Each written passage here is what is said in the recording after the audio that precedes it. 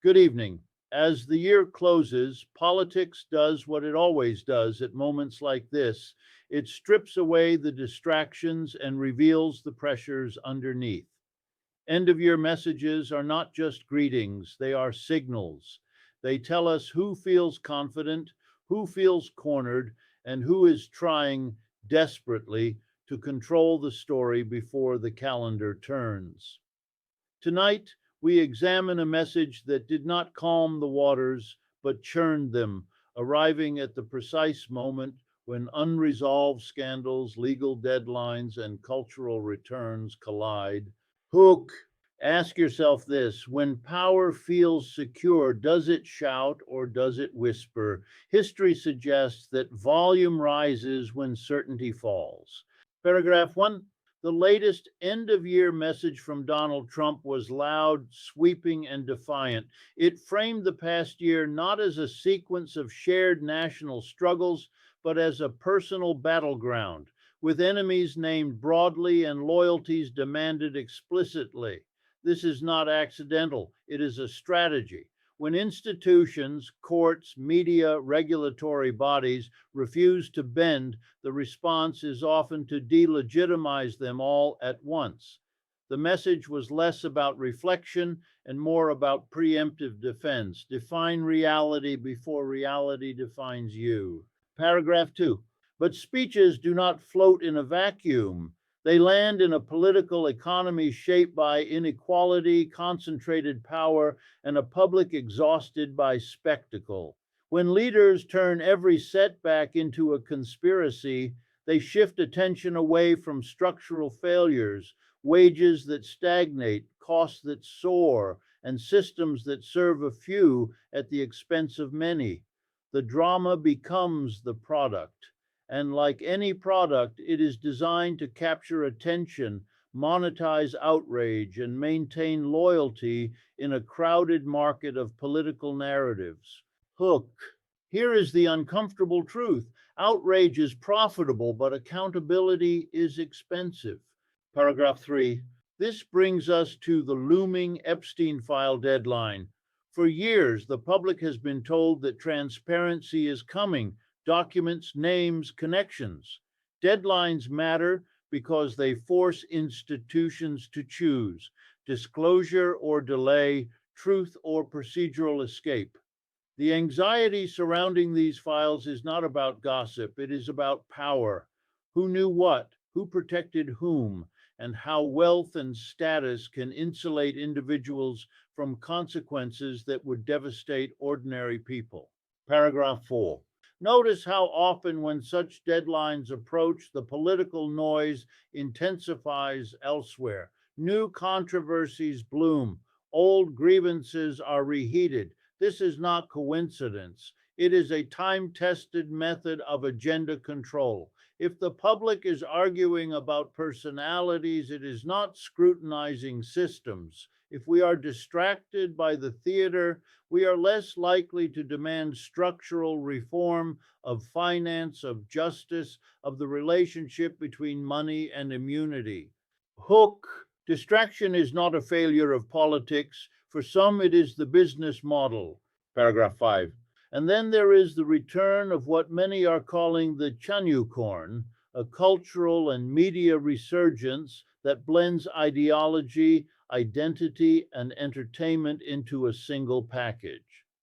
These returns are not merely nostalgic, they are strategic. They revive symbols that mobilize communities, harden boundaries, and simplify complex realities into emotionally charged shorthand. In an era of fragmented attention, symbols travel faster than facts. Paragraph 6. We should be clear: culture wars are not separate from economic wars. They are often deployed to prevent them. When working people are divided along cultural lines, they are less likely to unite around shared economic interests: fair wages, affordable health care, accessible education. The return of familiar cultural flashpoints at moments of political stress is a warning sign, not a coincidence. Hook. When the spotlight swings to culture, always check what is happening to the economy in the shadows. Paragraph 7. What ties these threads together, the end of year message, the Epstein deadline, the cultural returns, is fear of loss of control, control over narrative, control over institutions, control over a public that is increasingly skeptical. The louder the claims of strength, the more we should ask what weaknesses are being concealed. Real confidence does not require constant performance. Paragraph 8. Democracy, if it is to mean anything, requires more than choosing sides in a spectacle. It requires sustained attention to how power operates, who benefits, who pays, and who decides. It requires us to resist the seduction of simple villains and heroic saviors and instead confront the systems that reproduce injustice regardless of who occupies the stage. End of year political messages are rarely neutral reflections. They are strategic performances shaped by the pressures closing in on those who deliver them. When such messages become unusually loud, confrontational, or emotionally charged, they often reveal not confidence, but anxiety. Power that feels secure tends to operate quietly, relying on institutions, norms, and predictable routines to maintain itself. Power that feels threatened, however, seeks visibility. It raises its voice, sharpens its tone, and demands attention because attention itself becomes a form of defense. This is the context in which aggressive end of year messaging must be understood, not as celebration, but as containment. Here is the critical question most people are not encouraged to ask. Why escalate rhetoric when the calendar turns? The answer lies in timing. The end of a year compresses judgment. Legal deadlines approach, investigations advance, economic data solidifies, and political memories settle into narratives that will shape the year ahead. A forceful message at this moment attempts to freeze interpretation before facts harden. It is an effort to tell the audience what to think before evidence has the chance to speak for itself. In this sense, volume becomes a substitute for stability. Confrontational messaging also serves a second function. It reframes vulnerability as strength. By presenting institutions as enemies, courts, journalists, regulators, critics, the speaker transforms personal exposure into collective grievance. The audience is invited to see accountability not as a democratic process, but as persecution. This move is powerful because it converts fear into loyalty. When supporters believe their leader is under attack, they are less likely to question inconsistencies, exaggerations, or failures. Conflict becomes proof of authenticity, and aggression becomes evidence of courage. There is another layer that deserves careful attention. Loud end of year messages are not just defensive, they are preemptive. They aim to set the emotional tone for what is coming next. If revelations emerge, they can be dismissed as predictable attacks. If institutions act, they can be portrayed as partisan tools. The groundwork is laid in advance. This is narrative inoculation, a technique as old as politics itself. Weaken trust in referees so that any unfavorable call can be rejected outright. What makes this strategy especially effective in the current media environment is speed. Short attention cycles reward intensity over nuance. A dramatic message travels faster than a careful explanation, and repetition creates familiarity, which many mistake for truth. The louder the claim, the more it dominates the conversation, pushing quieter but more consequential realities out of view. Economic pressures, policy failures, and structural inequalities struggle to compete with spectacle. The hook, then, is not the message itself, but what it tries to overshadow. When rhetoric swells, it is worth pausing and asking what silence it is trying to buy. Loud endings are often signs of unresolved beginnings, and in politics, unresolved power struggles rarely end with words alone. Outrage has become one of the most valuable currencies in modern politics, not because it solves problems, but because it diverts attention from them. When public anger is carefully stimulated and continuously refreshed, it consumes emotional energy that might otherwise be directed toward examining structural failures.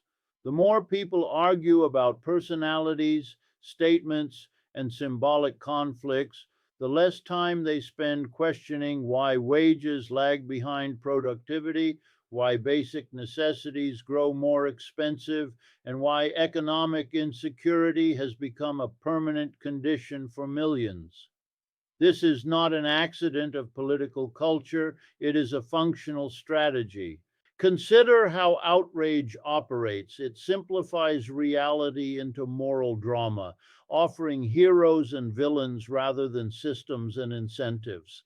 Complex economic arrangements, tax structures, deregulation, labor policy, financialization are difficult to explain and even harder to feel. Outrage, by contrast, is immediate. It triggers instinct rather than analysis. Once activated, it narrows focus. People stop asking how an outcome was produced and instead argue over who should be blamed. The system remains intact while individuals absorb the heat. The real hook lies in what outrage conveniently replaces. Structural failures are slow, cumulative, and deeply embedded. They reveal themselves in declining purchasing power, rising household debt, insecure employment, and public services stretched thin. Addressing these problems requires sustained attention, uncomfortable questions, and a willingness to confront concentrated economic power. Outrage offers a shortcut away from that discomfort. It provides the illusion of engagement without the burden of understanding. Political messaging often amplifies this effect by staging constant crises. Each controversy crowds out the last, creating a rolling wave of emotional reaction. The public is kept busy reacting rather than reflecting. This environment benefits those who profit from the status quo. When the conversation is dominated by cultural skirmishes or provocative statements, policies that favor corporations, weaken labor protections, or transfer public wealth upward pass with minimal scrutiny. Silence in this context is not emptiness, it is cover. There is also a psychological dimension that makes outrage especially useful. Anger creates a sense of participation. People feel involved, morally alert, and politically awake. Yet this involvement is often detached from outcomes. Venting replaces organizing, sharing replaces building. The system absorbs the noise and continues unchanged. This is why outrage can be intense and constant, while material conditions steadily worsen. Emotion is expended, but power relations remain stable. Another revealing aspect is how outrage is selectively distributed. Some failures are magnified endlessly, while others are barely mentioned. Corporate price manipulation becomes inflation without perpetrators. Mass layoffs become market corrections. Public hardship is framed as inevitability rather than policy choice. Outrage is directed sideways or downward, rarely upward. When blame never reaches the structures that generate harm, outrage performs its final function. It protects power by misdirecting anger. The most important question then is not why people are angry, but why their anger is being guided so predictably. When outrage dominates the political landscape, it is often because examining the economic foundations beneath it, would threaten interests far more powerful than any single controversy ever could. The looming deadline surrounding the Epstein files represents far more than the release of documents. It is a confrontation between public accountability and entrenched power. When deadlines approach in cases involving wealth, influence, and long-standing networks, anxiety rises not because of scandal alone, but because of what transparency threatens to expose. These files symbolize a rare moment when secrecy faces pressure, and pressure is the one force power consistently resists. The real tension is not about names on a page, but about whether the rules apply equally or selectively. The hook is simple and unsettling. If justice were truly blind, why would disclosure provoke such fear? For years, the public has been promised clarity, yet clarity is endlessly postponed. Delays are justified through procedure, legal caution, or national interest, but the pattern is familiar. When ordinary people miss deadlines, consequences are swift. When elites do, time seems elastic. This imbalance is not accidental, it is structural, designed to protect those who can afford patience. What makes the Epstein files uniquely significant is the scale of the question they pose. This is not a single crime or individual failure. It is a test of whether networks of power can be shielded indefinitely through money, legal complexity, and institutional reluctance. Accountability in such cases threatens more than reputations. It threatens trust arrangements, political alliances, financial relationships, and the myth that the system self-corrects. That is why transparency is framed as destabilizing rather than cleansing. As the deadline approaches, political noise predictably intensifies. New controversies dominate headlines, cultural conflicts are revived, and attention is fragmented. This is not coincidence, but insulation. When public focus is scattered, sustained pressure becomes difficult. The files, meanwhile, are reduced to rumor, speculation, and fatigue. People are encouraged to lose interest before answers arrive. Exhaustion becomes a form of control.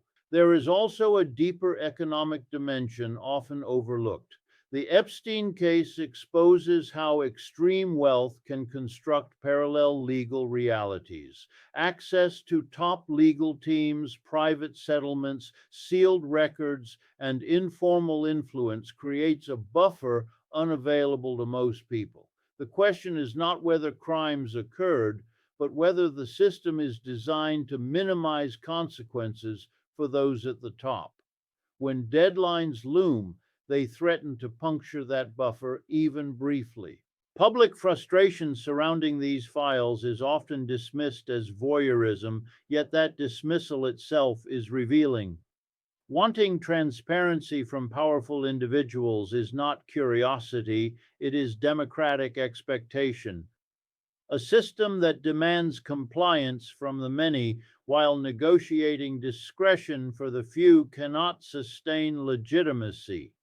Each delayed release deepens skepticism, reinforcing the belief that accountability is conditional. The most important hook remains unresolved. If this deadline passes without meaningful disclosure, what message is sent? That some truths are too dangerous to surface, or that justice is not delayed but rationed. In that tension lies the real significance of the Epstein file deadline, because it asks whether transparency is a principle or merely a promise made when it is safe to break. The revival of cultural flashpoints during moments of political stress is neither spontaneous nor innocent. It follows a recognizable pattern in which emotionally charged symbols, identities, and historical grievances are pulled back into the spotlight precisely when economic or institutional scrutiny becomes dangerous for those in power. Culture in this context is not merely expression, It is deployment. When society is encouraged to fight over symbols, it is less likely to unite over material conditions that affect everyone. Here is the hook worth sitting with. Cultural conflict is loud because it is cheaper than economic reform. Addressing housing costs, healthcare access, labor rights, or corporate concentration requires confronting entrenched interests. Reviving cultural battles, by contrast, costs little and yields immediate results. It activates identity, loyalty, and fear, producing instant engagement without threatening the underlying distribution of power. The result is a political environment rich in emotion but poor in solutions. These flashpoints work by simplifying reality. They reduce complex social dynamics into binary struggles of us versus them, right versus wrong, tradition versus threat. Once framed this way, compromise becomes betrayal and nuance becomes weakness. People are pulled into defensive postures, protecting identity rather than examining policy. This is deeply effective because identity feels personal while economic systems feel abstract. The fight becomes visceral and the system quietly escapes judgment. Timing is crucial. Cultural issues are often resurrected just as economic pressures intensify or institutional failures demand explanation. Rising prices, declining job security, or revelations of elite misconduct create moments of potential solidarity. People might begin to recognize shared vulnerability. Cultural flashpoints interrupt that recognition. They redirect frustration away from structural causes and towards symbolic enemies. Division replaces diagnosis. There is also a media logic that amplifies this strategy. Cultural conflict is visually compelling and easily packaged. It generates clicks, ratings, and rapid reactions. Structural analysis does not. A debate over symbols can dominate headlines for weeks, while policy changes affecting millions pass unnoticed.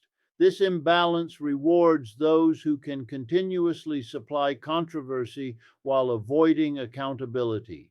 Attention becomes the prize, and distraction becomes the method.